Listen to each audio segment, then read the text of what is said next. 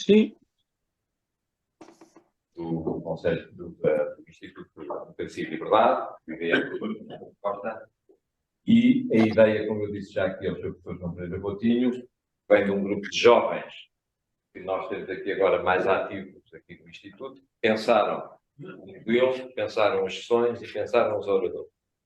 E a mim coube-me telefonar para saber se estariam disponíveis para participar connosco. E o primeiro, logo o professor João Pereira Coutinho, que é para nós uma honra. Portanto, esta casa é sua. Sei que já não é a primeira vez que aqui está.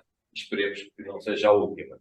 Muito obrigado também a todos, quer aos que aqui estão, quer aos que estão em casa, que espero que nos estejam a ouvir em ótimas condições.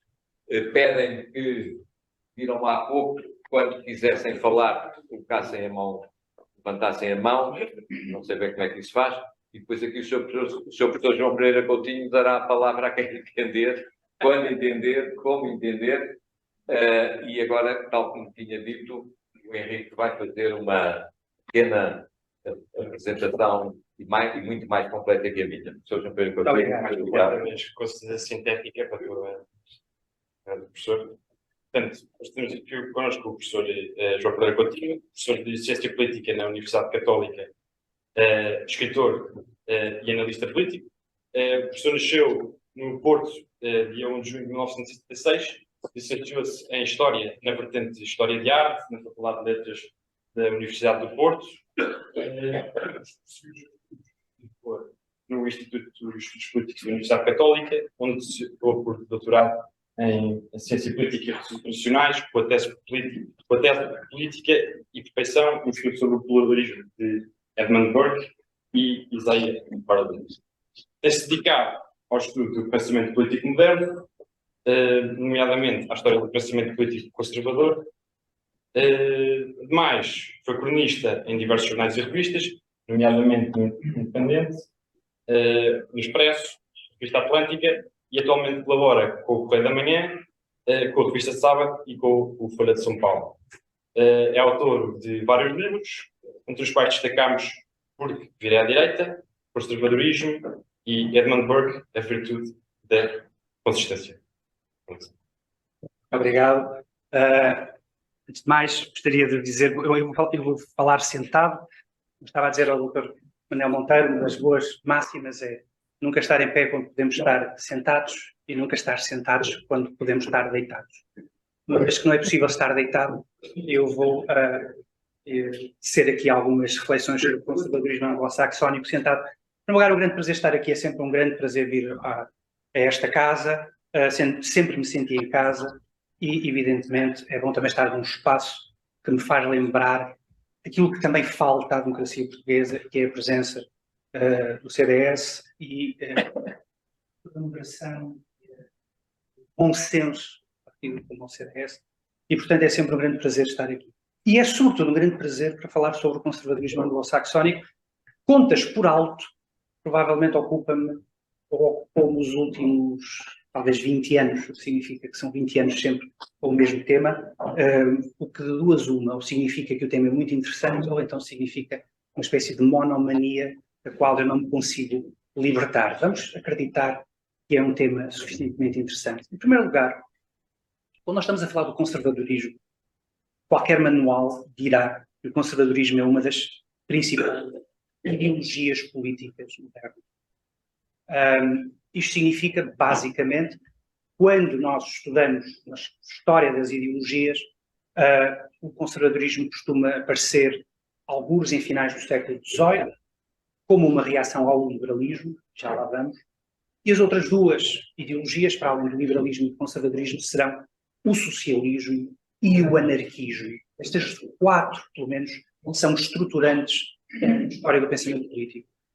O problema é que, quando se fala do conservadorismo, existe por parte dos conservadores, e sobretudo dos conservadores da linhagem anglo-saxónica, uma enorme relutância em olharem para o conservadorismo como uma espécie de ideologia. Aliás, aquilo que parece estruturar, num primeiro momento, o conservadorismo anglo-saxónico é o facto do conservadorismo anglo-saxónico estar de se ver como uma espécie de ideologia anti-ideológica, ou a ideologia que pretende desmentir a verdade de todas as outras ideologias.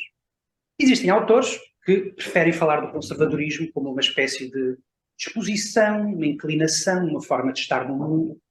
Um autor importante desta família conservadora anglo-saxónica, chamado Michael Oakeshott, gostava de definir o conservadorismo como uma disposição, é uma forma de estar no mundo, uma forma que nos faz gostar daquilo que é mais familiar, aquilo que é mais próximo, e não necessariamente aquilo que é mais utópico, aquilo que está mais distante, aquilo que promete inovar ou estabelecer rupturas violentas, etc, etc, etc. Apesar disto ser verdade, e apesar da disposição conservadora ser muito importante para o conservadorismo, a verdade é que nós não vamos muito longe se apenas ficarmos pelo conservadorismo como uma disposição. De certa forma, todas as pessoas tendem a ser conservadoras sobre aquilo que lhes interessa. Nós somos conservadores sobre a família, sobre os nossos lugares favoritos, sobre os nossos amigos, sobre os nossos amores, sobre as nossas viagens, sobre os nossos livros, sobre tudo aquilo que queremos conservar e desfrutar. E estes dois verbos são normalmente os verbos declinados no conservadorismo, conservadorismo tout court, não estou apenas aqui a falar do conservadorismo anglo-saxónico, ou seja, há uma atitude que é uma atitude de preservar aquilo que pode ser ameaçado por mudanças de caráter radical, e depois existe uma dimensão de fruição daquilo que se considera válido, estado, importante, etc, etc, etc. Só que o grande problema, e creio que o Oakeshott nesse ensaio já tinha feito uma primeira grande referência a isso, é que o facto de nós podermos ser naturalmente conservadores, termos uma disposição conservadora, nem sempre significa que nós temos uma disposição política conservadora. Ou seja, existe uma grande diferença entre ter uma disposição conservadora, eu acredito que as pessoas que estão aqui provavelmente terão uma disposição conservadora e conhecerão outras pessoas com outras disposições conservadoras, mas nem sempre uma disposição conservadora se manifesta numa atitude política conservadora. Nós sabemos isso até das nossas vidas pessoais.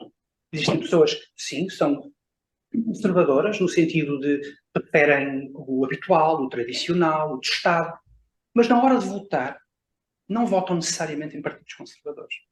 E o inverso também acontece. Existem pessoas que não têm propriamente uma disposição conservadora no seu dia-a-dia, gostam de inovar, de testar, de experimentar, e na hora de votar, podem ter uma preferência por partidos políticos de natureza conservadora. Ou seja, ser um conservador do ponto de vista da disposição não significa que se é conservador do ponto de vista político. E nesse sentido é preciso perguntar então o que é o conservadorismo no sentido político. E é aqui que as coisas começam a ficar verdadeiramente mais complicadas. Em primeiro lugar porque isto é um teste que eu faço quase todos os anos quando estou a ensinar a história do pensamento conservador. Faço isto muitas vezes aos alunos. Eles não me deixam mentir. Há o Salvador que não me deixa mentir. Eu muitas vezes pergunto aos alunos, bom, nós estivemos a falar da ideologia socialista. Qual é o valor fundamental que define o ideário socialista? Não interessa se estamos aqui a falar de socialismo, socialismo utópico, do marxismo, do socialismo democrático. Qual é o valor fundamental? Eles não hesitam, dizem imediatamente o valor fundamental é o valor da igualdade. Não interessa se estamos a falar de um socialista no século XVIII, no século XIX, no século XX, no século XXI. Provavelmente, hoje em dia, sobretudo na tribo da ciência política, usa-se mais a palavra equidade do que propriamente igualdade. Seja como for, a igualdade é o valor fundamental. É o valor substantivo.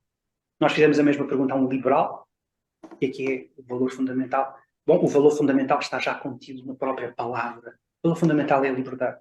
Independentemente de nós estarmos a falar aqui da liberdade em sentido negativo, no sentido positivo, mas é a liberdade que define este ideário. Independentemente de estarmos no século XVIII, independentemente de estarmos no século XIX com John Stuart Mill, no século XX, até com um pensador como Rawls, que às vezes as pessoas erradamente consideram como um socialista. Quando eu pergunto qual é o valor fundamental do conservadorismo, faço um silêncio na sala. E normalmente não há uma resposta imediata qual é o valor fundamental. Há quem diga autoridade, quem diga tradição, quem diga ceticismo, alguns falam, outros falam que o valor fundamental do conservadorismo é a defesa da sua assim dizer, um valor substantivo que define o que é o conservadorismo. E se isto é assim, vários autores que analisaram o fenómeno conservador, dizem que isto é precisamente assim pelo facto do conservadorismo ser uma ideologia, mas não ser como as outras ideologias. Ou seja, normalmente as ideologias são ideologias que procuram estruturar-se tendo em conta esse valor fundamental. Um liberal a liberdade, para um socialista a igualdade. Ora, a forma como o conservadorismo funciona, a lógica da ideologia conservadora é uma lógica diferente. Porque é uma ideologia que normalmente só tende a aparecer, só tende a estruturar-se, só tende a autoconsciente quando está confrontada com uma ameaça fundamental. Ou dito ainda de outra forma, se não existir essa ameaça, não há nenhuma necessidade para articular uma defesa conservadora. Tem que haver uma ameaça a instituições ou a valores que a sociedade considere fundamentais para que o conservador se estruture e apresente uma resposta conservadora. É exatamente por isso que o valor fundamental de um conservador pode ser a liberdade, pode ser a igualdade, pode ser a justiça, pode ser qualquer outro valor, a compaixão, ou a segurança, ou a autoridade. Depende da natureza da ameaça radical. Ou seja, uma vez conhecida a ameaça, a ideologia conservadora tende a estruturar-se para responder a essa ameaça. No fundo, é uma velha história da, hoje politicamente incorreta, da bela adormecida. Ou seja, sem o príncipe, sem a ameaça radical, o conservadorismo permanece numa situação dormente.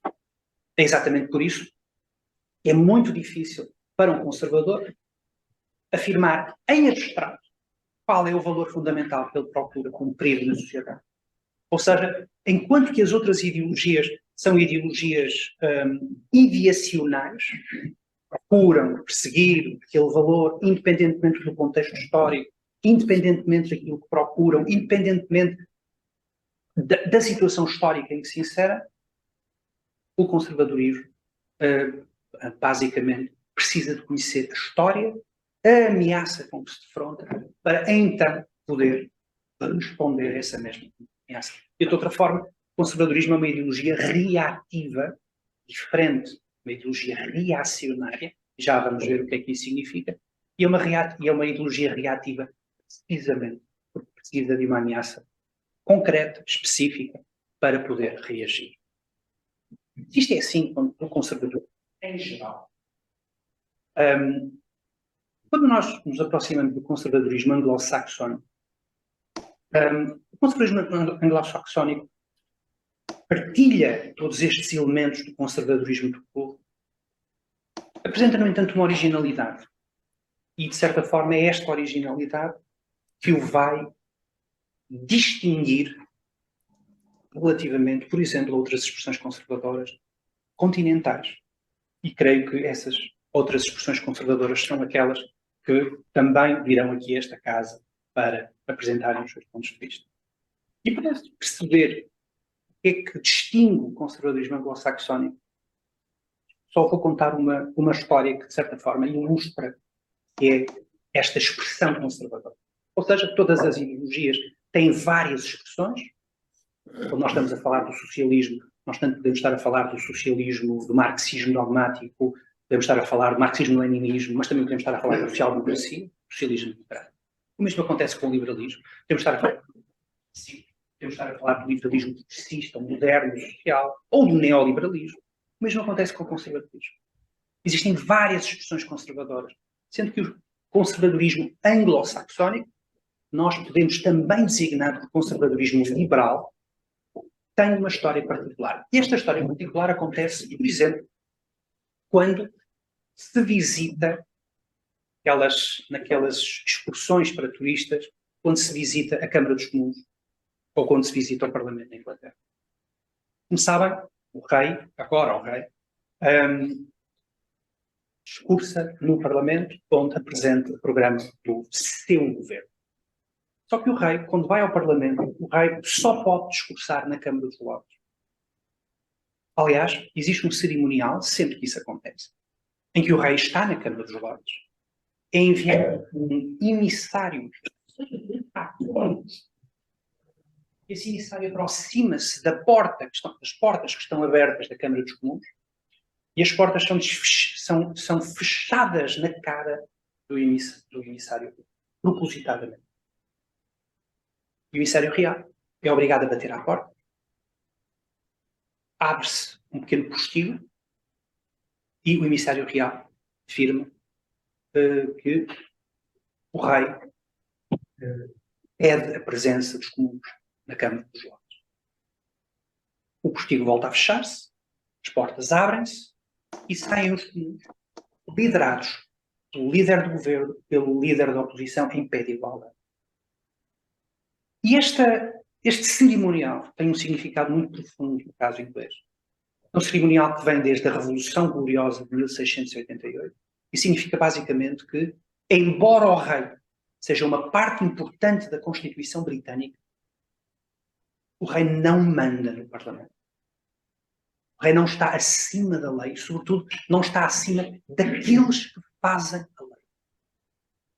E, de certa forma, este património liberal é um património que é muito anterior à Revolução Gloriosa de 1688, aliás, até muito anterior à própria Magna Carta de 1215, mas é um património que tende a defender a rule of law, a noção de que existem liberdades que não podem ser postas em causa pela própria coroa, e nesse sentido, aquilo para que esta tradição liberal aponta é precisamente para um sistema de separação de poderes, liberdades constitucionalmente consagradas e, sobretudo, para a ideia de que a coroa não tem a última palavra na governação do país.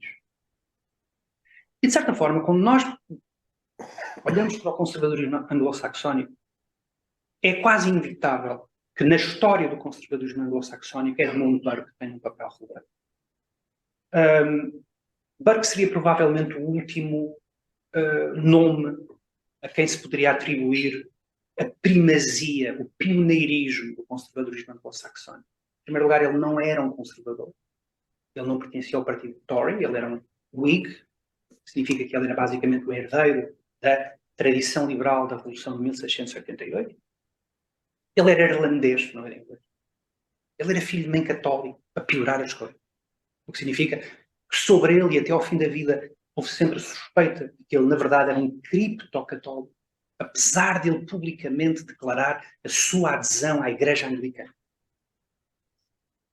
E, no entanto, quando ocorre a Revolução Francesa, Burke vai escrever aquele que é possivelmente o primeiro grande livro de reflexão política sobre aquilo que se estava a passar em França. As suas reflexões sobre a Revolução em França, que é um livro publicado em 1790, o que significa que ele provavelmente escreveu o livro em 1789, o que significa que ele publicou o livro ainda na fase mais moderada da própria Revolução Francesa, e no livro ele vai dizer, bom, a Revolução Francesa vai entrar num processo de destruição. Nesse processo de destruição, o rei e a rainha vão ser guilhotinados. E só vai ser possível terminar isto com uma ditadura militar. Coisa que ele, aliás, acabou por não ver, acabou por falecer em 1797, portanto ele já não assistiu à subida ao poder de Napoleão. E uma das perguntas que normalmente se coloca, e o Thomas Paine, que tinha sido amigo de Burke, e que, aliás, sempre olhou para Burke como um grande aliado das causas liberais, tudo pelo papel que Burke tinha tido nas colónias americanas, Thomas Paine, quando publica o seu Rights of Man, vai fazer uma pergunta que é esta. Porquê é que Burke está tão preocupado com a França? Se ele acha que a Revolução Francesa representa a ruína da França, e tendo em conta o histórico de rivalidade que sempre existiu entre a França e a Grã-Bretanha, não seria muito mais prudente para Burke, por simplesmente aplaudir o que se está a passar em França, o que significa basicamente que a Grã-Bretanha passa a ter papel central na arquitetura do poder europeu? Na realidade, Thomas Paine não leu com atenção as próprias reflexões, porque é com a Inglaterra que está preocupado. Não é tanto com França. Evidentemente que ele está preocupado com aquilo que está a passar em França, com aquilo que representa a Revolução Francesa, com o seu ateísmo, com o seu jacobinismo, com tudo isso. Mas ele está sobretudo preocupado com a Inglaterra pelo simples motivo de que o exemplo francês estava a contaminar os melhores espíritos, no caso da Inglaterra. Ou seja, existiam membros do seu próprio partido Whig, existiam dissidentes em Inglaterra, dissidentes da Igreja Anglicana, que olhavam para a Revolução Francesa como um exemplo a emular, e mais do que isso, achavam que a Revolução Francesa só era a conclusão lógica daquilo que os ingleses tinham feito. Ou seja, basicamente, França era o coroar da tradição liberal e que, portanto, à Grã-Bretanha, aquilo que lhe restava era seguir o exemplo francês e, de certa forma, concluir o processo que tinha sido inaugurado na Revolução de 1688. Ora, aquilo que Burke vai dizer, e esse é o principal ponto das suas reflexões, é: os senhores estão enganados. Aquilo que se passou em França não tem nada a ver com aquilo que se passou em Inglaterra em 1688.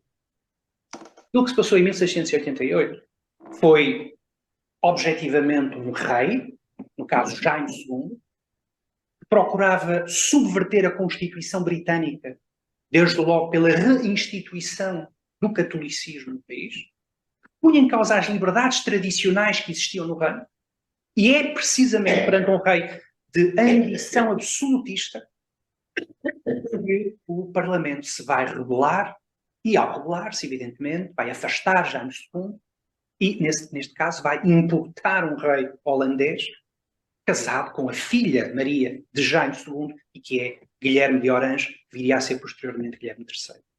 O que o Burke está a dizer é: o que se passou em 1688, ao contrário do que os revolucionários franceses imaginam, não foi uma revolução. Foi o contrário de uma revolução. O verdadeiro revolucionário de 1688 era o rei. O rei é que queria destruir a Constituição. Nós é que tivemos que a preservar. Nós é que tivemos que preservar um património e uma herança que vem desde a Magna Carta, ou até antes da Magna Carta, e que é uma herança anti-absolutista. E, portanto, toda a história britânica, até à Revolução de 1688, foi uma permanente tensão entre a coroa e o Parlamento. E sempre que houve esta tensão, o que aconteceu, normalmente, foi uma guerra civil, foi a decapitação do rei. Basta lembrar que os ingleses decapitaram o rei primeiro que os franceses. E, portanto, o que Jaime II procurava fazer era seguir os seus pares europeus, do outro lado do Canal da Mancha, enveredar por uma política absolutista, desrespeitando o papel do Parlamento.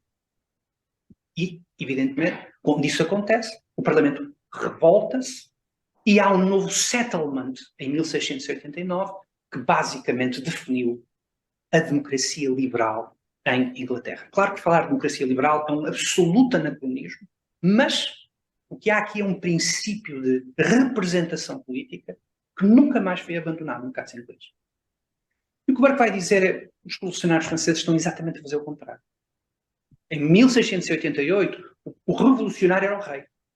Agora, os revolucionários são aqueles que querem destruir a Constituição francesa.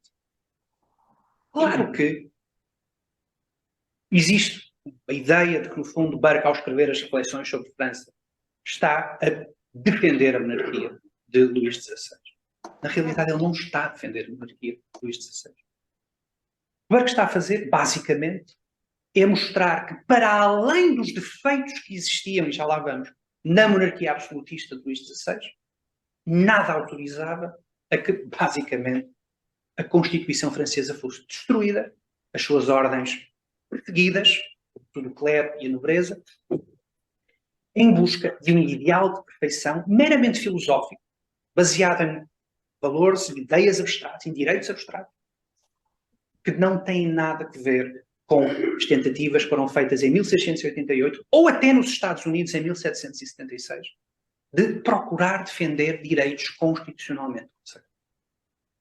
Exatamente por isso, quando as pessoas fazem aquela pergunta clássica, como é que é possível que o grande defensor dos colonos americanos em 1776 se tenha tornado um grande opositor da Revolução Francesa em 1789, a resposta está precisamente aqui. Quando Burke defende os colonos americanos em 1776, ele está a defender os colonos americanos que faziam reivindicações para que os direitos constitucionalmente consagrados fossem respeitados. Entre eles o direito de não serem taxados por um parlamento onde não estão representados. Uma vez mais, e tal como aconteceu em 1688, o elemento revolucionário em 1776, na América, era uma vez mais o rei, Jorge III. Era o rei que estava a violar a Constituição, procurando impor direitos ou exercer direitos sobre os colonos americanos, abandonando aquela que era a prática natural nas relações entre a metrópole e as suas colónias. Em França, aquilo que se passava era exatamente o oposto de tudo isto. Não era o rei que era a ameaça, eram os revolucionários. Isto significa que a monarquia absoluta que existia em França estava livre de qualquer pecado. Naturalmente que não. Mas é interessante verificar, quando se lê as suas reflexões, qual era o principal pecado da monarquia francesa em 1789. E o principal pecado era o facto de França não ter uma Assembleia representativa que pudesse vigiar o próprio poder do monarca. Fazia falta à França, diz Burke, é uma Assembleia representativa, onde, enfim, possa existir um fórum em que os atos do governo possam ser vigiados, possa haver, por exemplo, em matéria fiscal, aprovação prévia daquilo que o rei pode ou não cobrar.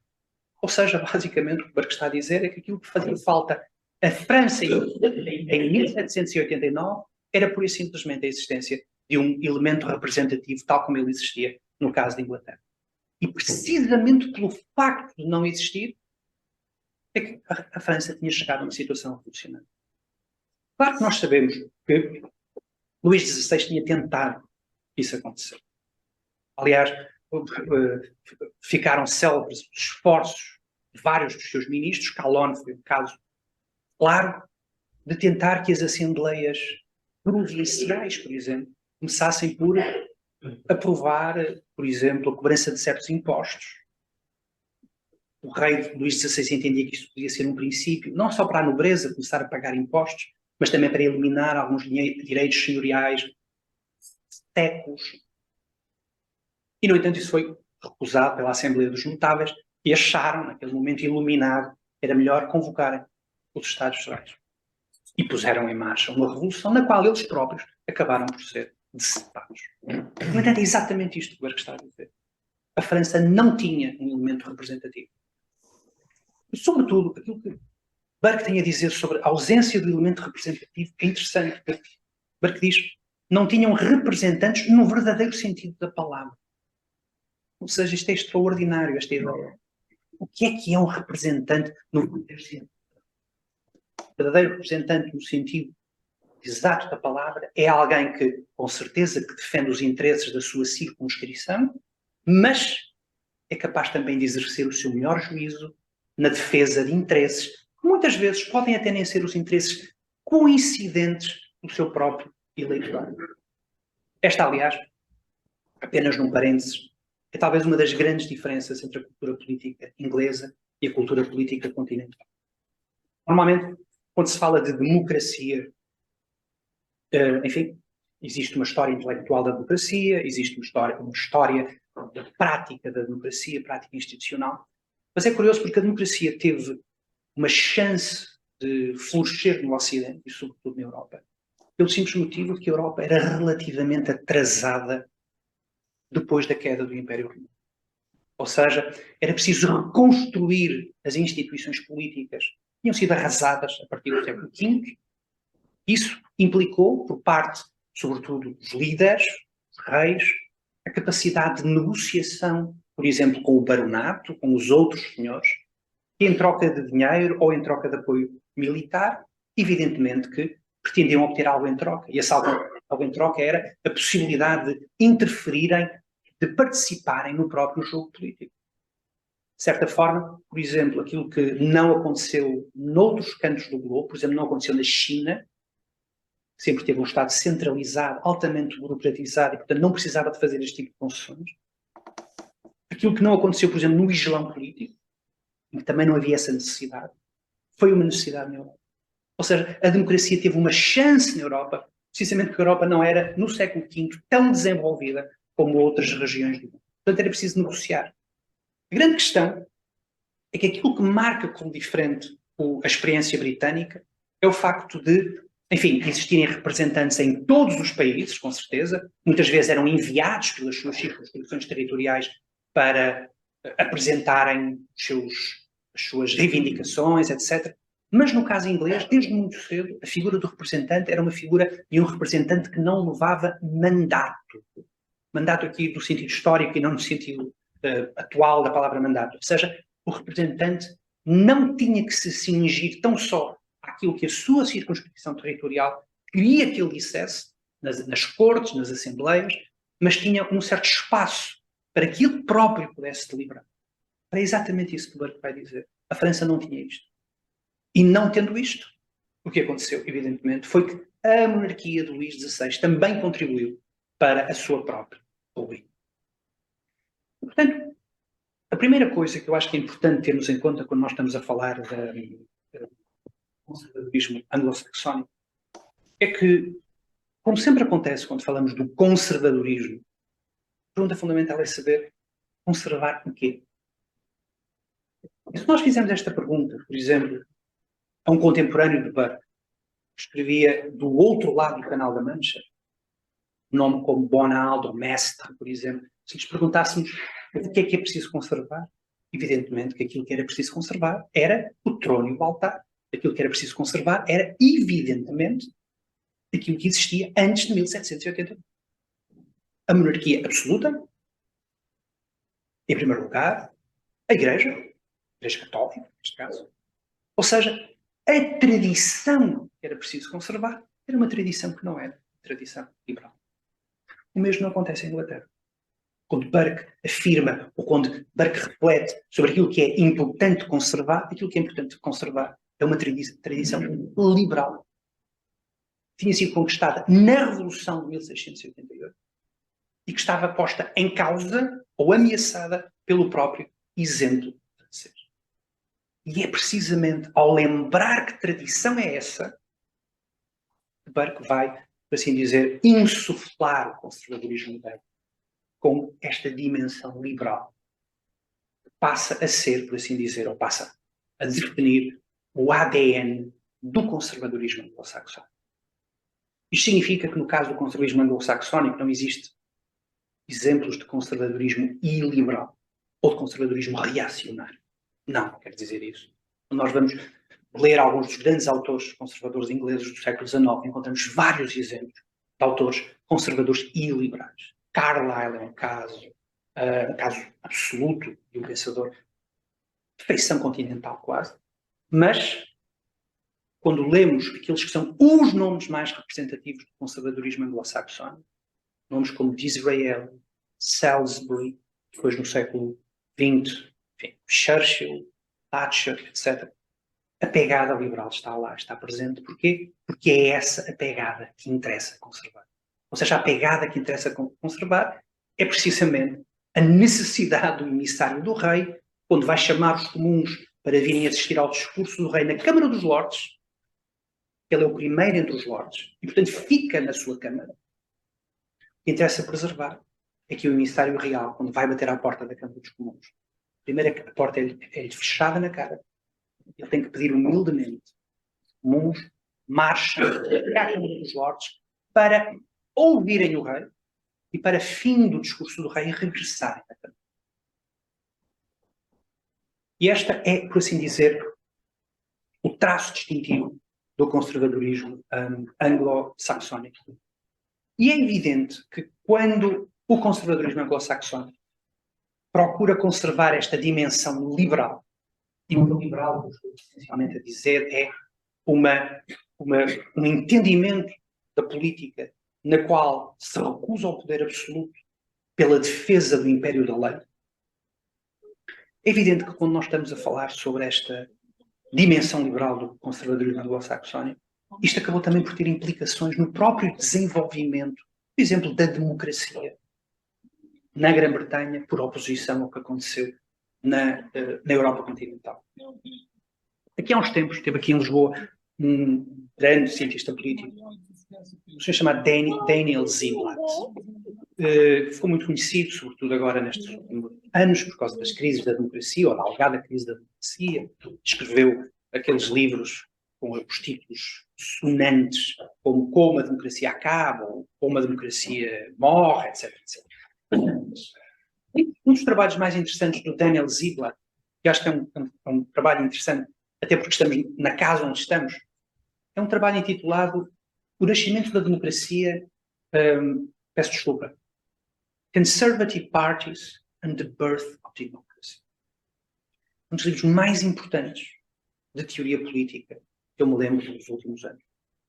E a tese de Ziblatt é uma tese interessante porque ele faz uma pergunta que é uma pergunta clássica, recorrente da teoria política, que é o que é que explica a democratização de um país.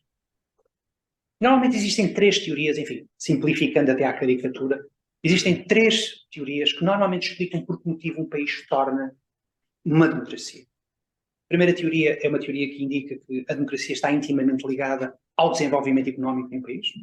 Isto significa que países, sejam países com capacidade de criação de riqueza, por sua vez vai evidentemente contribuir para uma classe mais educada, mais letrada e por isso mesmo mais disposta a participar na política. De certa forma é essa a derradeira esperança que muitos ocidentais têm relativamente à China, é a ideia de que o país vai tornar rico e portanto as pessoas vão tornar democratas.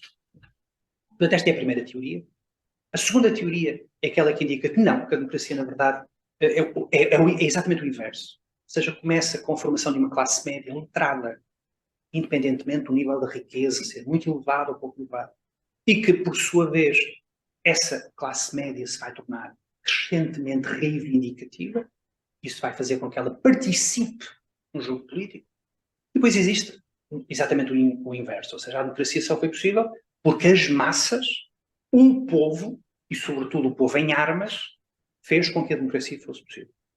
Ora, a teoria do Ziblatt é uma quarta teoria, e é uma teoria politicamente incorreta.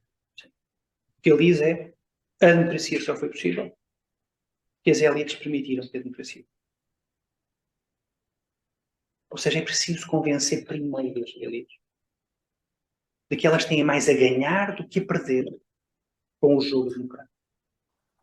E nesse processo, partidos conservadores têm um papel fundamental como intermediários entre as elites e as exigências da democracia. Quando isso aconteceu, as transições democráticas aconteceram e foram duráveis no tempo. Quando isso não aconteceu, quando existiu uma certa rigidificação das elites, o que aconteceu é que, enfim, existiram transições democráticas, mas foram curtas. E acabaram normalmente em novas experiências autónomas. E para ilustrar este caso, Ziblatt vai falar sobre, em primeiro lugar, o conservadorismo anglo-saxónico, no século XIX, e sobretudo vai centrar na figura de Disraeli, uma figura apaixonante,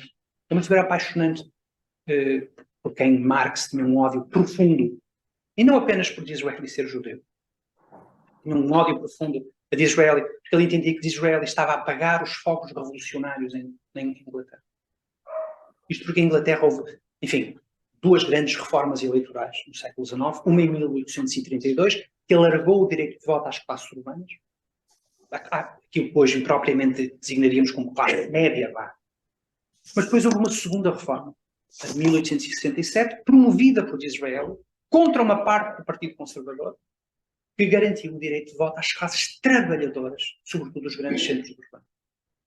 E o raciocínio de uma parte do Partido Conservador era como é que é possível garantir o direito de voto às classes trabalhadoras quando, evidentemente, elas vão necessariamente não votar no Partido Conservador, vão votar no Partido Liberal.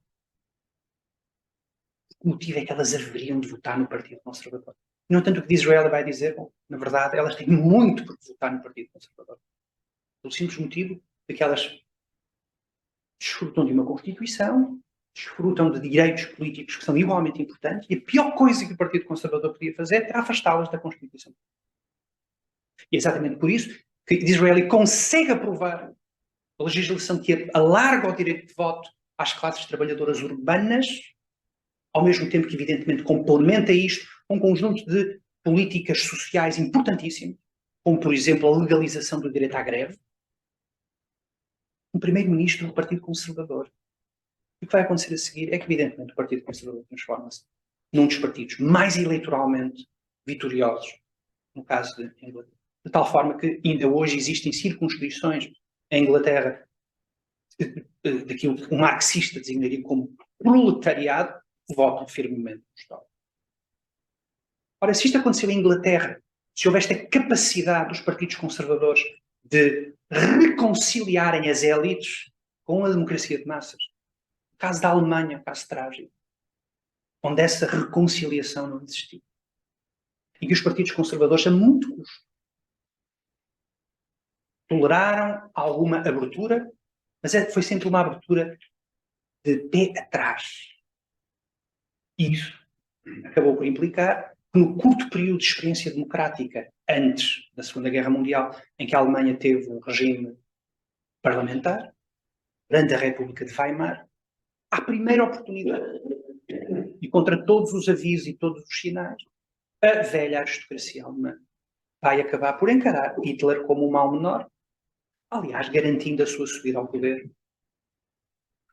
sempre com a ideia um pouco peregrina de que seria possível, a médio prazo, controlá-lo e, evidentemente, afastá-lo. Todos sabemos que isso não aconteceu. Portanto, esta dimensão liberal é uma dimensão importantíssima na definição do conservadorismo anglo-saxónico. Isto significa, e aqui estou-me a aproximar já da parte final para depois poder ouvir-vos, isto significa que quando nós estamos a falar do conservadorismo anglo-saxónico, é impossível de todo encontrar um conjunto de princípios da mesma forma que um socialista ou um liberal encontrar a igualdade ou a liberdade. Eu diria que não. Existe um livro de um grande filósofo político inglês, já falecido, um senhor chamado Anthony Quinton, que escreveu um livro chamado The Politics of Imperfection. E o Anthony Quinton, ao falar sobre o conservadorismo anglo-saxónico, e ao ter, enfim, Burke como a referência central desse conservadorismo, aliás, ele acha mesmo, enfim, alguém dizia que a história da filosofia ocidental é uma nota de rodapé, de outra forma. A história da filosofia ocidental, sim, é uma nota de rodapé de Platão. O Anthony Quinton acha também que a história do conservadorismo anglo-saxónico também é uma nota de rodapé, onde lemos a obra de Burke. E é partindo da obra de Burke, mas não cingindo a obra de Burke, que o Quinton vai chegar à conclusão de que existem essencialmente 4 grandes princípios que definem e estruturam o conservadorismo anglo-saxónico. O primeiro desses princípios está no próprio título, é a ideia de imperfeição humana. Um conservador, sobretudo um conservador liberal, tem uma consciência aguda da imperfeição que define os seres humanos. Claro que quando nós falamos de imperfeição, normalmente nós podemos estar a falar de uma de duas coisas. Existe uma concepção religiosa de imperfeição, a ideia de que os homens são seres corruptos. Existe uma espécie de pecado original que acaba por tornar infrutífera a ação humana. De certa forma, esta é a posição que muitos conservadores continentais vão adotar. O caso do Mestre é um caso absoluto. Ou seja, a sua concepção de imperfeição humana é profundamente teológica. No caso do conservadorismo anglo-saxónico, a imperfeição de que se está a falar é uma imperfeição intelectual. Ou seja, é a ideia de que os homens são intelectualmente imperfeitos e porque são intelectualmente imperfeitos não podem aspirar a grandes transformações políticas, sobretudo grandes transformações políticas perfectibilistas, utópicas. E, portanto, cabe aos homens socorrerem-se de outros recursos que possam amparar esta imperfeição. O primeiro desses recursos, que é o segundo princípio do conservadorismo anglo-saxónico, são as tradições. É o princípio do tradicionalismo. Mas também aqui é preciso olhar com algum cuidado para o que tradicionalismo significa. Nós estamos a falar de tradicionalismo, nós estamos a falar não de tradições em relação às quais nós temos um apego estético. Ou seja, as tradições não merecem ser preservadas porque são belas, embora esse seja um argumento perfeitamente válido. As tradições devem ser preservadas, elas são úteis. Ou seja, a razão para se preservarem certas tradições é uma razão essencialmente epistemológica. O facto das tradições terem sobrevivido a vários testes ao longo do tempo cria a presunção favorável à manutenção dessas tradições. O que significa, isto tem um corolário óbvio, que são aqueles que procuram cancelar essas tradições, que têm que mostrar o motivo daquelas tradições não têm mais razão de existir. E de outra forma, o ónus da prova está sempre naquele que propõe o cancelamento dessas tradições. O facto das tradições terem servido várias gerações, continuarem a mostrar a sua validade, é razão mais do que suficiente para que essas mesmas tradições continuem a ser defendidas. Ou dito de outra forma, não é o conservador que tem que mostrar por que motivo as tradições são úteis. Elas são úteis porque sobreviveram. E esse facto cria a presunção favorável à manutenção dessas tradições. Isto não significa que as tradições não possam ser mudadas ou reformadas, ou até, por isso, simplesmente abandonadas. O que significa é que esse processo é um processo que tem que ser defendido por aquele que entende que as tradições já não são úteis nem são. O terceiro princípio que o Anthony Clinton identifica no conservadorismo anglo-saxónico é o chamado princípio organicista. O que é que o organicismo basicamente nos diz? Bom, basicamente diz-nos que não é possível pensar a política da mesma forma abstrata e atomizada, como por exemplo a tradição liberal do Cour pensa a política. Ou seja, uma sociedade não é composta por seres em abstrato, é composta por, essencialmente, seres humanos que têm ligações fundamentais às suas comunidades, às suas famílias, e precisamente por causa disso, tendo a olhar para a sociedade como uma espécie de um organismo vivo, interdependente, onde os seres humanos são dotados de uma natureza social, uma natureza que é a natureza deles precisamente porque são membros daquela cultura, daquele país, daquela língua, daquela memória, daquela tradição. Exatamente por causa disso, que grandes transformações, ou rupturas, ou inovações, ou revoluções podem pôr em causa o quê? A saúde do organismo. Ou seja, não é possível simplesmente cortar um braço esperando que o resto do organismo não seja afetado por essa medida. E, finalmente, o quarto princípio é o princípio de ceticismo. Ceticismo político. Está muito longe de qualquer concepção absolutista, monista, fideísta que deve ser a política. A política é um exercício essencialmente prático. Procura resolver problemas muito concretos. Essa tentativa de se resolverem problemas concretos. Existem formas de atuar e, sobretudo, formas de reformar. Para que nisso é um pensador muito importante, porque é, sobretudo, um pensador que pensou o que é que a reforma em política significa. O que parece um pouco estranho, quando estamos a falar de um conservador. Mas para achar que um Estado é um Estado que não se conserva. Mas existem certas regras para se fazerem as reformas. A primeira delas é que tem que ser uma reforma atempada. Não pode ser uma reforma feita no calor do mundo. De certa forma, a figura do estadista é aquele que é capaz de antecipar a necessidade de reforma, mesmo antes dessa necessidade ser absolutamente gritante. Em segundo lugar, a reforma deve ser uma reforma gradual, feita passo a passo, sobretudo para se analisar as consequências de cada passo que se dá. Em terceiro lugar, a reforma deve ser uma reforma que procura corrigir a parte em falta, sem necessariamente alterar toda a estrutura do edifício. Se a falha é uma falha de canalização, não se arrasa o edifício inteiro. Muda-se aquilo que precisa de ser mudado. E, finalmente, talvez o mais importante, nenhuma reforma pode proceder de uma ideia abstrata de reforma. É a realidade, são as circunstâncias, é a tradição, é aquilo que uma comunidade foi entendendo como útil e como benigna, que apontam no sentido dessa mesma dessa mesma reforma e dessa mesma necessidade de reforma. E, sobretudo, e com isto vou terminar para abrir o debate e as perguntas que entenderem, uma reforma é sempre uma reforma que é feita não apenas tendo em conta o que é o tempo presente que vivemos. Uma reforma tende a ser feita olhando para o exercício político como um exercício no qual confluem três tempos fundamentais. Em primeiro lugar, o passado, aquilo que os outros nos deixaram, o presente, aquilo que é preciso fazer no presente, mas também as gerações que ainda não nasceram. Ou seja, a sociedade, dizia Burke, é um contrato. É um contrato entre os vivos, os mortos e os que ainda estão para vir. E Burke utilizava constantemente, já que estamos num edifício tão belo, usava constantemente metáforas arquitetónicas. Eu gostava muito de falar do edifício, do estado do edifício. O que o Burke vai dizer é: se as gerações anteriores nos deixaram um edifício, não nos assiste nenhum direito para deixar às gerações vindouras uma ruína.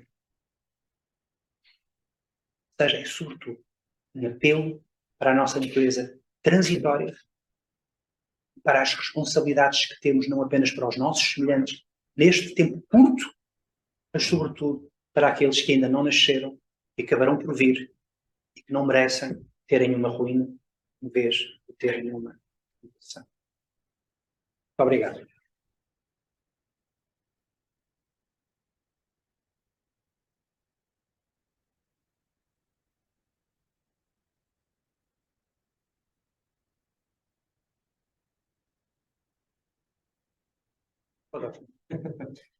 Bom, estar outra vez neste papel, professor.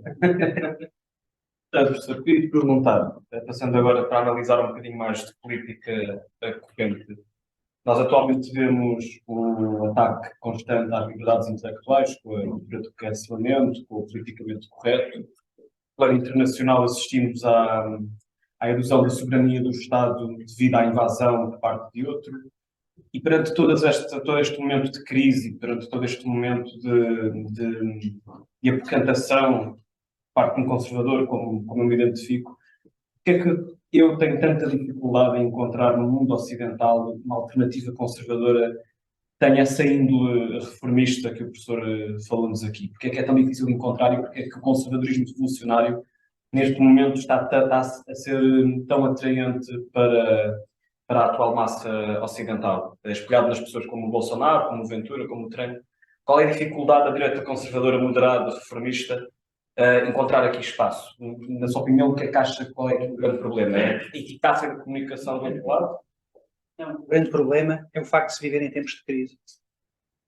E se a história do conservadorismo ensina alguma coisa, é que em tempos de crise, o chamado conservadorismo moderado, liberal, reformista, quiser chamar, tende a perder lugar para um conservadorismo. Há um autor que lhe chama conservadorismo recalcitrante, seja para expressões mais radicais do conservadorismo. Dou-lhe um exemplo. Isso sempre aconteceu ao longo da história do pensamento conservador. Nada do que nós estamos a assistir é novo. Por exemplo, conservadorismo, esse conservadorismo mais radical, emergiu com uma força brutal entre as duas guerras. Entre o fim da Primeira Guerra e a Segunda Guerra Mundial. Esse conservadorismo, essencialmente iliberal, voltou a ter uma força enorme, com as consequências que se conhecem. E os argumentos que usava são exatamente os mesmos argumentos que muitos conservadores radicais usam hoje em dia. Eles provavelmente pensarão que estão a ser originais no ataque ao parlamentarismo, no ataque ao liberalismo, no ataque na ideia no fundo de que existe uma corrupção e uma decadência ocidentais que são absolutamente imparáveis. Toda essa linguagem é a linguagem que existiu entre a Primeira Guerra e a Segunda Guerra Mundial. E, portanto, e que cá está, e que tendeu a desaparecer depois de 1945, em que o liberalismo, em que o conservadorismo liberal, moderado, reformista, voltou novamente. Portanto, sempre que nós temos situações de crise, e é preciso lembrar que no século XXI nós temos conhecido crises atrás de crises, começou com o 11 de setembro, em 07, 08, a crise financeira, em 15 o problema das migrações, dos refugiados, depois a Covid, etc. Em períodos de crise, o conservadorismo moderado tende a ficar apagado. Não é que não consiga fazer passar a sua mensagem, mas é que o conservadorismo recalcitrante, mais radical, de feição mais revolucionária, tende a emergir como força enorme. E é exatamente por isso que hoje em dia, eu li este fim de semana, que na Rússia vão ser construídos os primeiros umas vilas e uns empreendimentos para conservadores europeus que não se reconhecem mais nas sociedades liberais em que vivem. Isto também não é novo em si, ou seja, peregrinos políticos sempre existiram ao longo do século XX. E achavam que a esperança estava aqui ou ali ou acolá. Isto não significa que as nossas sociedades não tenham problemas de sobra. Claro que têm problemas de sobra, imensas. Mas o que isto significa é que esta recusa da democracia liberal e de tudo o que ela significa é um fenómeno recorrente de uma parte do pensamento conservador. E, portanto, cabe aos conservadores mais moderados, liberais, apresentarem as respostas possíveis.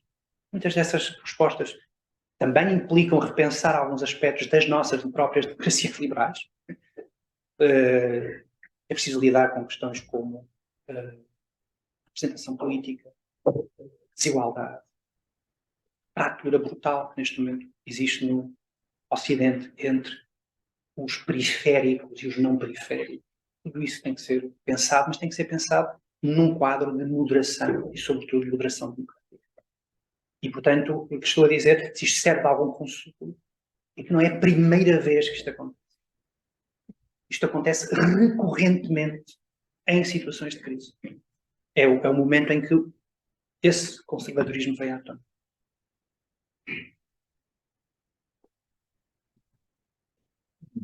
Eu desenvolvi com muita atenção. Mas queria colocar, não é propriamente uma coisa, talvez mais uma reflexão dentro da partida. Esse. O conservadorismo anglo-saxónico deve-se-á dizer, se eu utilizar a expressão conservadorismo, só por si, eu não quero ser demasiadamente reducionista. É que o conservadorismo anglo-saxónico é um conservadorismo liberal. E, portanto, quando eu me refiro aos conservadores de matriz anglo-saxónica, parecer-me mais correto, até porque a história ajuda a defender essa ideia, de que eles são conservadores, mas não são só conservadores, são conservadores liberais. E, portanto, se para a história política inglesa do século XIX, de Israel, que foi um primeiro-ministro notável, que deu a liberdade de voto, ou o direito de voto, à classe operária. O conservador fazer isto é fantástico, quando muitas vezes a esquerda, infelizmente, imagina os conservadores como uns dinossauros. Calhar os dinossauros não pode ser outra história. Mas depois passamos para o século XX, deixamos o de Israel, e o que é que nós temos no século XX? Não só em matéria de pensamento liberal, conservador, liberal, mas pelo menos ao nível de estadista. Nós encontramos o Churchill como expoente da resistência ao totalitarismo nazi. Encontramos, depois do fim da guerra, alguns anos depois, um expoente em Ronald Reagan, nos Estados Unidos, e na Margaret Thatcher, no Reino Unido, que são estadistas indiscutíveis, mas que significaram o combate ao outro totalitarismo que não veio no fim da Segunda Guerra Mundial e que foi o comunismo.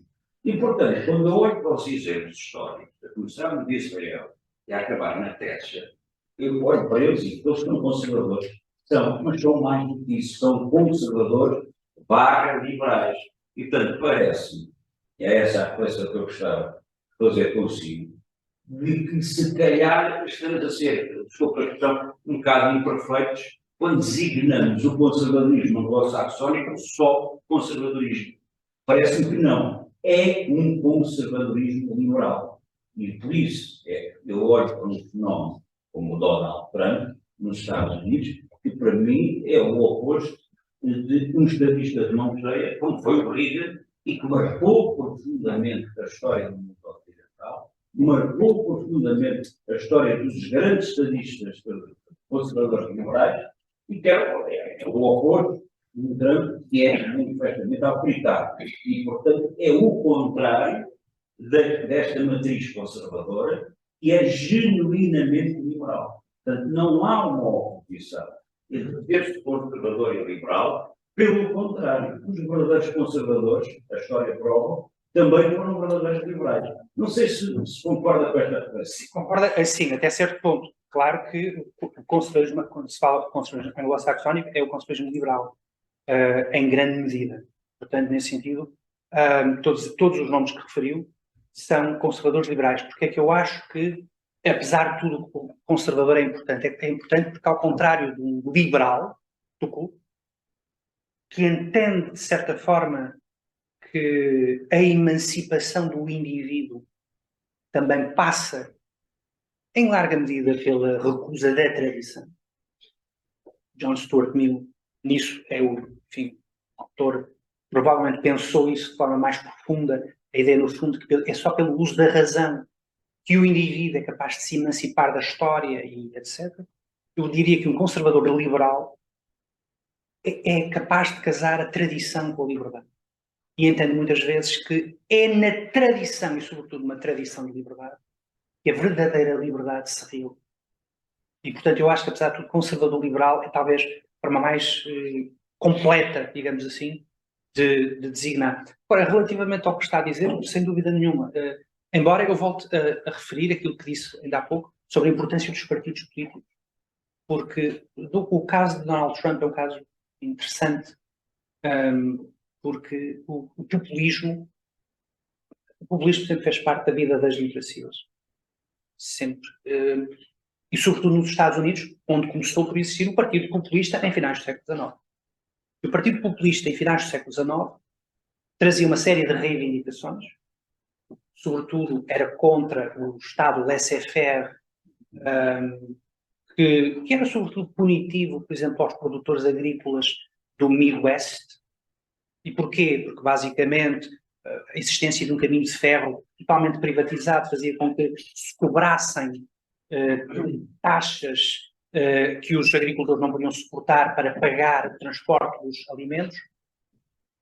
Mas desde o início, uma das coisas que se viu nos Estados Unidos foi sempre a capacidade dos partidos políticos tradicionais de trazerem as preocupações populistas de forma a darem uma resposta a essas preocupações de forma racional e articulada. Ou seja, é como se o populismo fosse uma espécie de febre. É democracia com febre, um sintoma, uma coisa está a correr mal. E cabe aos partidos responsáveis responder a esse sintoma febril. Isso sempre foi assim nos Estados Unidos. Aconteceu em finais do século XIX, depois com a Grande Depressão, e ao contrário do que por vezes se pensa, que o Presidente Roosevelt não iniciou o New Deal, não foi uma coisa que lhe apareceu no espírito imediatamente. Foi necessário a existência de líderes populistas que achavam que o Estado não estava a fazer o suficiente e, portanto, era preciso fazer mais do que isso. O caso do Huey Long, que era um governador, que é, por assim dizer, um primeiro exemplo de populismo nos Estados Unidos. O Roosevelt soube muito bem perceber isso e integrou essas preocupações no pacote do New Deal. O mesmo aconteceu na década de 60. O George Wallace, por exemplo, outro populista, começou sobretudo a exigir maior liberdade económica, etc. O Partido Republicano entendeu isso muito bem. Goldwater foi o primeiro líder do Partido Republicano a entender, sim, que era preciso, de facto, liberalizar um pouco a economia, tendo em conta a atrofia do Estado Federal. E depois isso teve uma... Enfim, Goldwater perde, mas depois Ronald Reagan, isso acaba por ter uma importância decisiva. E no século XXI existiram vários líderes populistas nos Estados Unidos que sublinharam aspectos que são aspectos perfeitamente legítimos e que têm a ver com a situação dos trabalhadores fabris nos Estados Unidos, a deslocação de emprego, uma série de coisas. O problema de imigração também. Ross Perot, Pat Buchanan, todos eles foram sinalizando que havia várias coisas que estavam erradas. E o que aconteceu, talvez pela primeira vez na história, é que nem o Partido Democrata, nem o Partido Republicano levaram a sério esses sinais. quando não levam a sério esses sinais, normalmente acontece, evidentemente surge um indivíduo antissistema que basicamente o que diz é eu ouço o que vocês estão a dizer. As vossas preocupações. Ou seja, muitas vezes ao contrário do que se pensa, diz que o líder populista é aquele que, no fundo, se apresenta para liderar as massas. É exatamente o contrário. Um verdadeiro líder populista é aquele que primeiro ausculta o que é que preocupa as massas e é ele que as segue. Isso no caso, por exemplo, do Brexit em Inglaterra foi muito claro. Com o estratego do Brexit, o Cummings. Ou seja, ele primeiro perdeu horas e dias e meses em toda a parte de Inglaterra a ouvir o que é que preocupava realmente as pessoas. O que preocupava realmente as pessoas era a ideia de que era preciso to take back control. E isso tornou-se no slogan da campanha do Brexit. Isto para dizer o quê?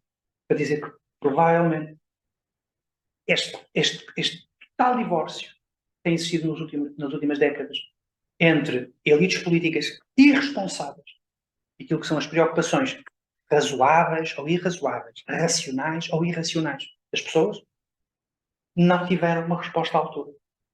E quando não há essa capacidade, a capacidade do Disraeli de ter uma resposta à altura perante o descontentamento, que poderia ser um descontentamento potencialmente revolucionário em Inglaterra, acabamos com lideranças populistas. Não há aqui nenhum segredo neste problema. Não há aqui nenhum segredo. O principal problema é que, infelizmente, desde finais do século XVIII, existiu sempre um casamento entre a democracia e o liberalismo. A democracia liberal é esse. É basicamente dizer que a vontade da maioria é muito importante. Mas também é muito importante que existam instituições independentes que não dependem apenas das vontades da maioria. Infelizmente, o que se passou nas últimas décadas foi que muitos democratas se tornaram iliberais e muitos liberais se tornaram não democratas. Acharam, basicamente, que as massas são cesto de deploráveis, são, sei lá, etc. E este casamento nem sempre é um casamento fácil entre democracia e liberalismo. Os extremos, cada um rumou cada um rumou para o seu extremo. Daí que tínhamos líderes populistas que não recusam a democracia, antes pelo contrário. Eles querem é mais democracia, negam a autoridade de instituições liberais independentes, como o poder judicial, a separação de poderes, etc. E do outro lado temos elites liberais, no sentido de muito preocupadas com os direitos, maiorias, rude minorias, etc., mas com um profundo desprezo pela componente democrática da política. Os referendos não são respeitados. O povo não sabe como vota. Aliás, nos últimos anos, a quantidade de livros que apareceram com títulos como Contra a Democracia, Contra as Eleições. Este livro, Contra a Democracia, um politólogo americano, não estou a falar de um professor de ciência política, encaixava basicamente, a tese dele era que as pessoas não devem ter o direito de votar. As pessoas só devem votar se mostrarem que são capazes de votar. Ou seja, se as pessoas para poderem conduzir têm que tirar a carta, para poderem votar as pessoas também têm que tirar a carta de votante. Porque se uma pessoa não sabe conduzir, se não tem carta pode fazer um acidente qualquer nas ruas. Bom, o acidente e o desastre que eleitores, ignorantes, etc., podem causar numa sociedade é muito maior. Logo, é preciso, primeiro, passem um teste. Havia várias variações que ele apresentava. Ou era um teste, ou as pessoas com formação superior, em vez de terem um voto, têm direito a 2 votos. Mas no fundo, a ideia de que a política deve ser só para os esclarecidos. E, portanto, estamos nisto, não é? Portanto, 2 extremos. Um extremo que acha que só deve existir a relação entre as massas e o líder, sem qualquer tipo de mediação. No outro extremo, alguém que acha, basicamente, que só um grupo de iluminados é que deve poder governar e que as massas, tão ignorantes, até devem ser excluídas. De preferência, devem ser excluídas. Portanto, enquanto cada um estiver no seu canto, a crise da democracia vai continuar. Professor, de certa forma o professor já respondeu a minha pergunta, mas insisto ainda em perguntar mesmo. Sequência da... Não é a falta de coragem dos conservadores moderados de levarem certas problemáticas a debate, falta de coragem para corresponderem ao politicamente correto, porque muitos dos conservadores moderados deviam ter falado, deviam ter sugerido, aberto o debate.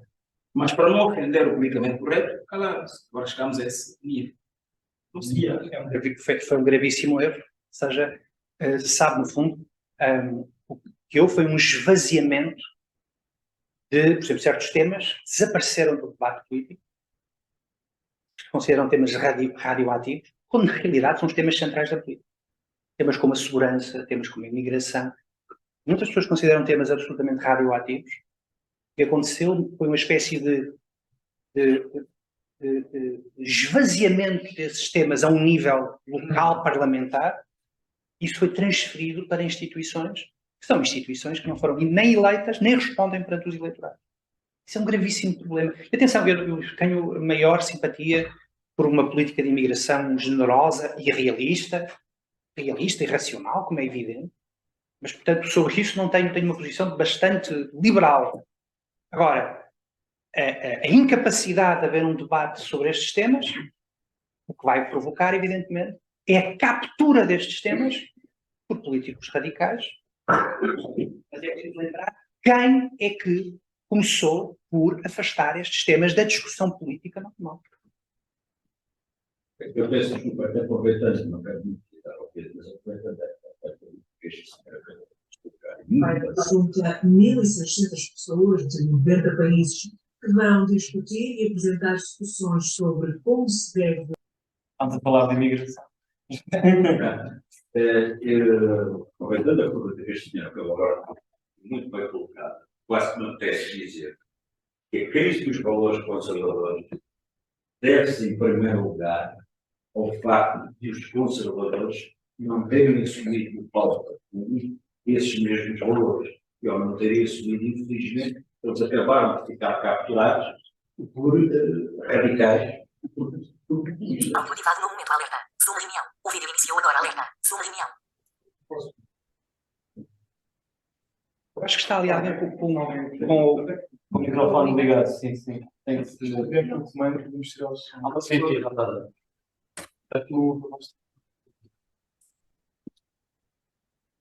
não consigo ver o nome. Salvador Bento, exato. Olá, professor. Como está? Muito obrigado. Não sei se me consegue ouvir. Perfeitamente. Muito obrigado pela sua apresentação. Também já tinha lido o seu livro sobre o conservadorismo. Na altura, foi um livro que gostei muito. Tenho só uma pergunta que pode ser especificamente para o conservadorismo anglo-saxónico. No fundo, saber se existe ou não uma relação, por exemplo, se pensadores como Roger Scruton, por exemplo, falam bastante da questão do direito natural, ou seja, parece-me que há no conservadorismo anglo-saxónico... Visualizar botão. Vídeo com de janela. Pronto, isto foi agora. Joana Bento. Desativar som. Som ativado no momento. Alterar botão.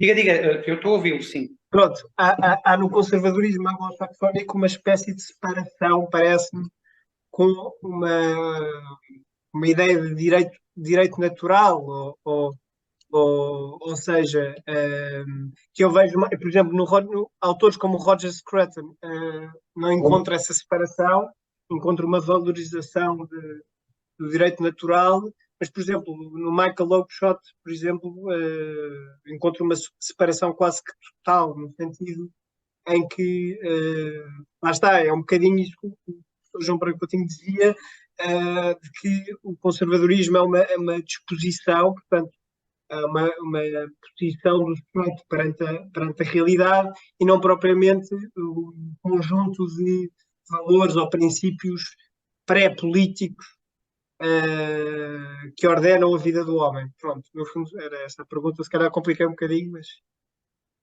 Não, tem toda a razão, ou seja, essa é uma das debates mais interessantes dentro do conservadorismo anglo-saxónico, é no fundo saber se a ação política obedece a um conjunto de princípios naturais ou que emanam de uma concepção de lei natural, ou pelo contrário, se a ação política é guiada essencialmente por tradições, por aquilo que existe cá em baixo, sem ser preciso recorrer a esse tipo de abstração, esse tipo de nível de abstração. E nesse sentido, sim, acho que tem razão. No caso do Roger Scruton, apela para essa dimensão transcendental, mas é preciso lembrar que o Roger Scruton é um autor de formação hegeliana, e, portanto, é evidente que ele tem uma concepção de conservadorismo muito distinta, de tal forma que, quando Margaret Thatcher era a primeira-ministra da Grã-Bretanha, ele era um dos seus maiores críticos, considerando que Thatcher não era uma conservadora, estava, aliás, a destruir o património do Partido Conservador. Isto também tem a ver com um debate dentro do próprio conservadorismo britânico entre os chamados Dries e os chamados Wets, em que, no fundo, os Wets são aqueles que têm uma maior atenção, digamos assim, ao estado de bem-estar social, enquanto que os Dries estão muito mais próximos de uma visão hayekiana, neoliberal, se quiser, da ação política. Mas o Roger Scruton, apesar de tudo, amaciou esse seu conservadorismo hegeliano ao passar pela experiência de dar aulas clandestinamente do outro lado da cortina de ferro. E ele aí percebeu claramente o que é que significava uma economia de mercado esmagada, a presença do Estado de forma totalitária, e isso levou a repensar muitos aspectos até do seu hegelianismo, mas a aproximar-se de uma tradição mais liberal de conservadorismo, de tal forma que, na fase final da sua vida, ele considerava Margaret Thatcher como uma das principais e mais importantes primeiras-ministras que a Grã-Bretanha teve. No caso do Oakeshott, sobre isso, de facto, não há defesa. O Oakeshott achava que o conservadorismo não tem nada a ver com a lei natural ou com qualquer espécie de transcendentalismo. O conservadorismo tem a ver com uma forma particular de se viver a vida. Essa forma particular de viver a vida, que no caso da Grã-Bretanha está intimamente ligada às liberdades garantidas pela Constituição, e, portanto, é isso que se deve preservar. E sobretudo, o que o Oakeshott traz para o conservadorismo é a ideia de que a experiência da individualidade é irreversível. Isto é muito importante, ou seja, é curioso porque eu este fim de semana li uma entrevista do Alexander Dugin, que apareceu no Expresso, em que ele coloca o liberalismo, o comunismo e o fascismo no mesmo saco, digamos assim. Isto também não tem nada de novo. Muitos conservadores tradicionalistas consideram que o comunismo ou mesmo o nazismo são emanações do liberalismo, são radicalizações do liberalismo, também não há nada de novo aqui. Mas o que é curioso é que o Alexander Dugin diz que tudo começou, as coisas começaram de facto a correr muito mal no fim da Idade Média. Porque com o fim da Idade Média teria havido uma espécie de ruptura com o pluralismo medieval e houve uma espécie de concentração de poder no Estado. E é curioso porque Michael Oakeshott, pensador conservador, tem exatamente a interpretação contrária. O fim da Idade Média permitiu foi a emancipação do indivíduo, que pela primeira vez se encontra como sujeito da história, sem a tutela familiar ou religiosa, ou da guilda, ou da profissão. E essa experiência, o indivíduo sentir-se como um indivíduo, como um agente da sua história, do seu destino, é uma experiência que é irreversível. Não é possível voltar atrás, no fundo não é possível voltar a pôr o gênio dentro da lâmpada. E para o Oakeshott, a história política da modernidade é uma tensão constante entre indivíduos e aquilo que ele designa por anti-indivíduos. Aqueles que viram a passagem do mundo medieval para o mundo moderno como uma privação fundamental, deixaram de ter a tutela ou da igreja, ou da comunidade, ou disto ou daquilo, e procuram recriar no tempo moderno esse tipo de tutela. E, portanto, como vê, tem duas formas aqui de interpretar até a própria história do conservadorismo. Existem conservadores com uma enorme hostilidade à experiência da individualidade, no fundo querem recriar uma espécie de comunidade perdida. Existem aqueles que vivem pacificamente com a experiência da individualidade, consideram que essa experiência não é possível voltar atrás. Não é possível fazer de conta que isso nunca aconteceu. E nesse sentido, o Oakeshott entende que o conservadorismo não precisa de nenhuma ligação transcendental. Isso é obviamente respeitável, meritório, mas a política lida com coisas mais tangíveis, com coisas mais... lida com tradições e com aquilo que uma comunidade entende que é necessário, com aquilo que a comunidade entendeu que foi sucessivamente necessário ao longo das gerações, e portanto não é preciso fazer nenhum apelo para fora da história de forma a saber o que fazer em política. Obrigado, professor.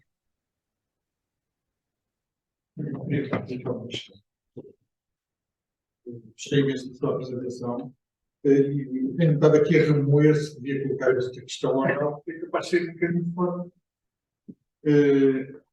Estive permanentemente a pensar no nosso burgo e se havia alguns resquícios desse conservador.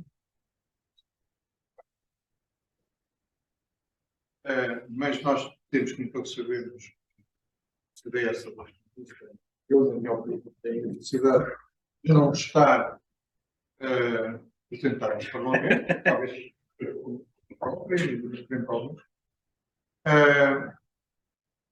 mas há quem se arrogue dentro do Parlamento que eventualmente tem herdeiros, defensores do conservadorismo, mas em vários partidos, não é só.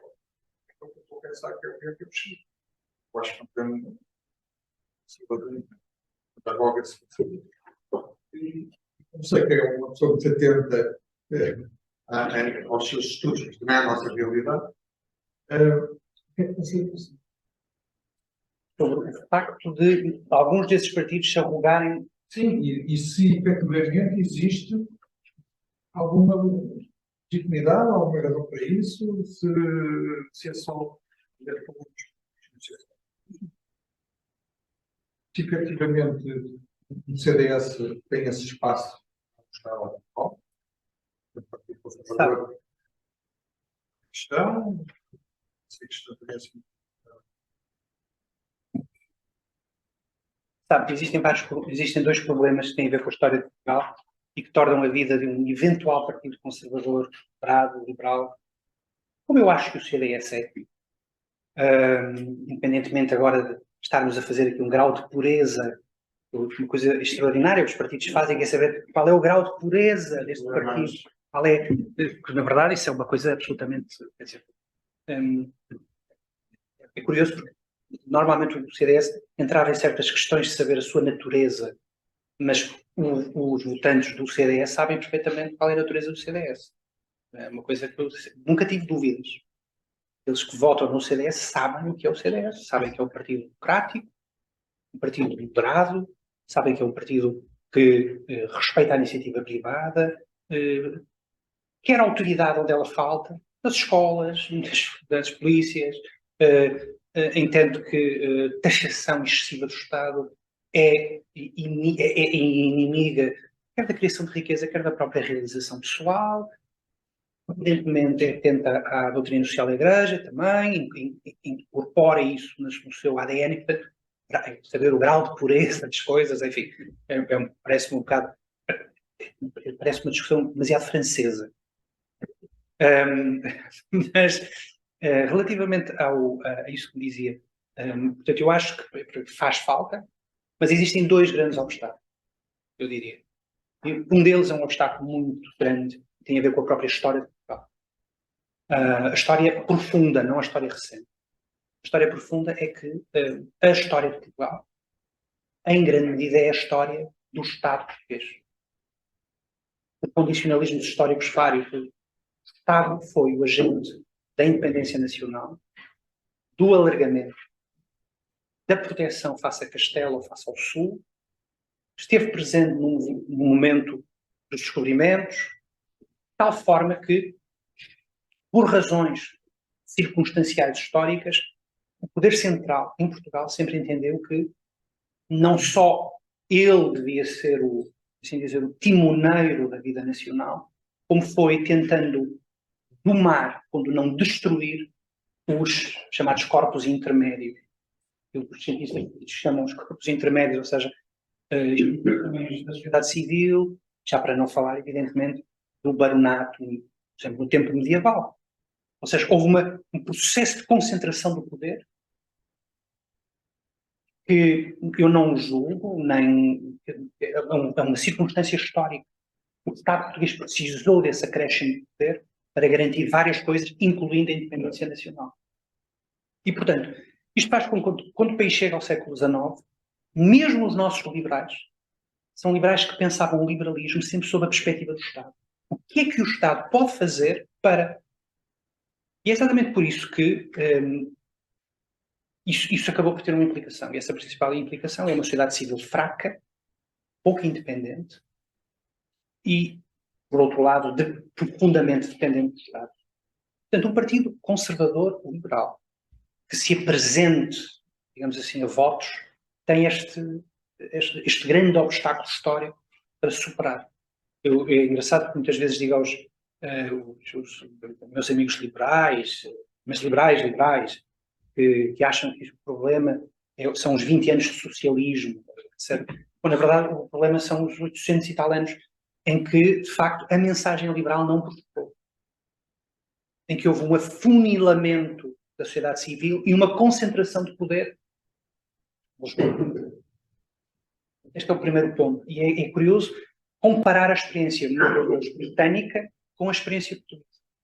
No caso da Grã-Bretanha, desde o início, a partir de 1215, a ideia foi, sim senhor, o rei é uma figura importante, mas o rei tem que respeitar uma série de direitos, liberdades, etc. E, portanto, o próprio papel do Parlamento significou exatamente esse princípio de pluralismo. Em Portugal não tivemos isso. E depois, como é evidente, existe ainda uma sombra histórica profunda que tem a ver com o Estado Novo.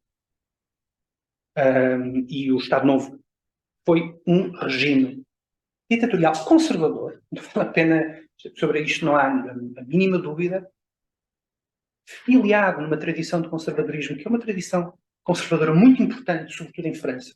O Dr. Salazar foi muito influenciado pela Action Française e pelo Maurras, etc. E, como é evidente, só a palavra conservador é uma palavra que evoca fantasmas históricos da mais diversa natureza. Porquê? Porque se parte do pressuposto de que o conservadorismo só há um tipo de conservadorismo. É um conservadorismo integralista, iliberal, etc. Quando, na verdade, é apenas uma expressão do conservadorismo. Ou seja, é tão desonesto afirmar-se que o conservadorismo igual salazarismo, como dizer, por exemplo, que o socialismo igual comunismo. E, portanto, existem esses dois grandes obstáculos. Um obstáculo de história profunda e um obstáculo de história mais recente. De tal forma, nós chegamos ao absurdo de, quando se festeja o 25 de Abril, ou quando se fala do 25 de Abril, se considerar, vermos esta situação numa situação absolutamente bizarra, de vermos os grandes perdedores do 25 de Abril, por aqueles que não conseguiram pôr em marcha o seu próprio projeto revolucionário, a considerarem-se os vencedores do 25 de Abril. É uma coisa única na história. Ou seja, nós tivemos uma ruptura, um golpe de Estado, que nasce nas entranhas do regime, nas suas altas figuras militares, tornam possível o movimento dos capitães e, no entanto, a narrativa que surge é uma narrativa na qual os que perderam não só fizeram o 25 de Abril, como, na verdade, são eles que fizeram a democracia portuguesa, contra a qual sempre lutaram.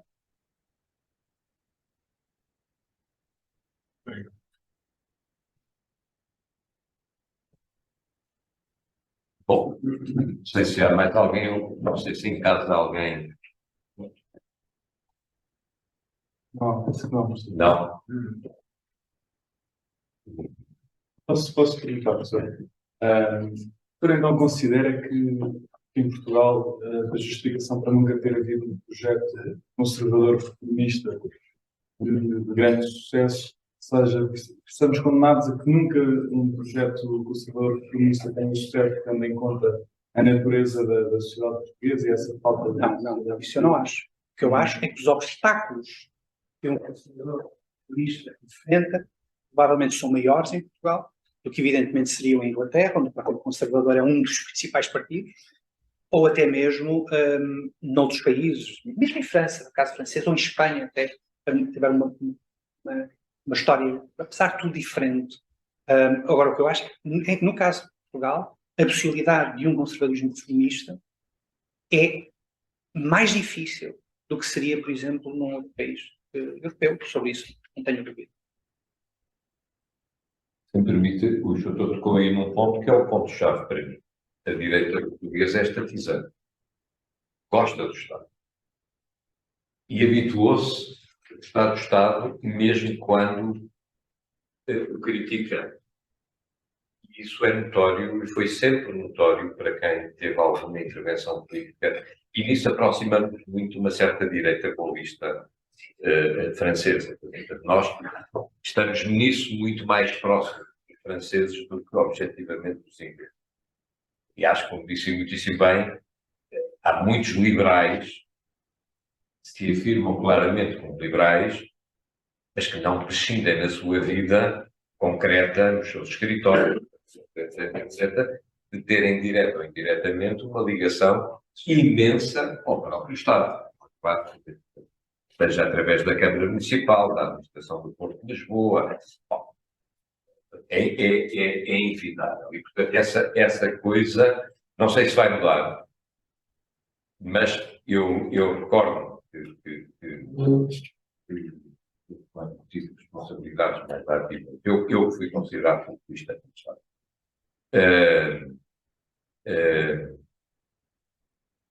Mas recordo-me quando tinha responsabilidades políticas partidárias mais incisivas, notava claramente que a direita estava mais adormecida e queria que alguém falasse dela, jamais quis que o Estado desaparecesse. Jamais.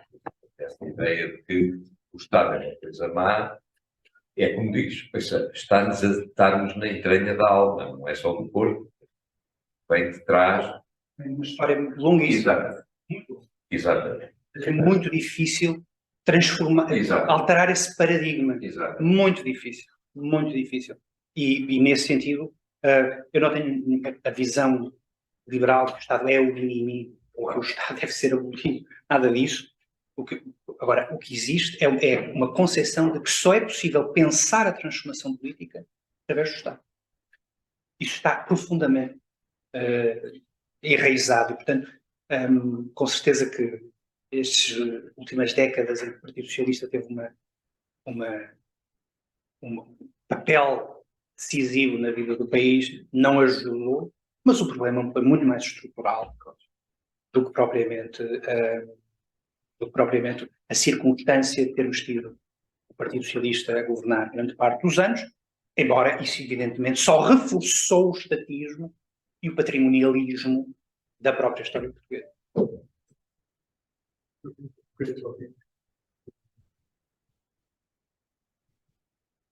Isso, o senhor não fala em direita nem esquerda. O conservadorismo não é agora quando. Há conservadorismo neste leque todo, da direita à esquerda? Não. Quando eu falo de conservadorismo, estou a falar essencialmente de uma posição que se identifica com a esquerda, digamos assim. Embora a esquerda e a direita começou por ser uma mera distinção espacial. Acontece em França, na Revolução Francesa, em que, basicamente, aqueles que eram os partidários do rei sentaram à direita e aqueles que representavam o terceiro Estado se sentaram à esquerda do rei. Daí que a esquerda tende a ser associada com o desafio à ordem e à autoridade, enquanto que a direita é a defensora da ordem e da autoridade. Claro que nós podemos perguntar o que é que teria acontecido se a aristocracia e o clero sentassem à esquerda e se o terceiro Estado sentasse à direita do rei. Será que a esquerda significaria a esquerda e a direita cívica? Provavelmente sim. Porque na história da cultura ocidental, a distinção entre esquerda e direita é muito mais profunda do que a mera divisão na Revolução Francesa. A esquerda sempre foi identificada com exatamente o desafio à ordem, etc., como o vício, basta, enfim, Jesus, Cristo está sentado à à direita do direita do Pai, não à esquerda do Pai. As pessoas que gostam muito de ver aquelas séries inglesas, há sempre uma figura nestas séries inglesas que é o footman. Normalmente é o rapaz que trabalha nas cavalariças, ou que lida com os cavalos. O footman vem dos tempos romanos, em que os grandes senhores normalmente tinham à porta, normalmente era um escravo, que estava lá para ver se as pessoas, os convidados, entravam com o pé direito na casa do senhor. Daí de footman. Aquilo, é preciso ver qual era o pé que ele usava. O pé direito era o pé virtuoso, etc, etc. E, portanto, há uma longa tradição em que a direita é identificada com, de certa forma, a virtude, a ordem, a harmonia, e a esquerda com a sua, exatamente o outro, com a desordem, com o vício, etc, etc. A mesma coisa na Bíblia, ou seja, no dia do julgamento final, quem subir aos céus pela esquerda tem um destino muito triste à sua espera. O grande destino é subir pela direita. Isso para não irmos já a certas línguas em que sinistra significa esquerda, e por isso, enfim, daria para toda a noite discutir sobre isso, mas sim. Pode dizer, sim, fora. Obrigado. Muito bem. Doutor, é uma honra e foi um gosto, acredito. Penso eu que para todos nós foi. Obrigado. Eu sei que todos o querem convidar para ir a muito mais sítios, mas já veio cá uma vez, veio esta segunda, seguramente haverá uma terceira. Obrigado. Nós esperamos que sim.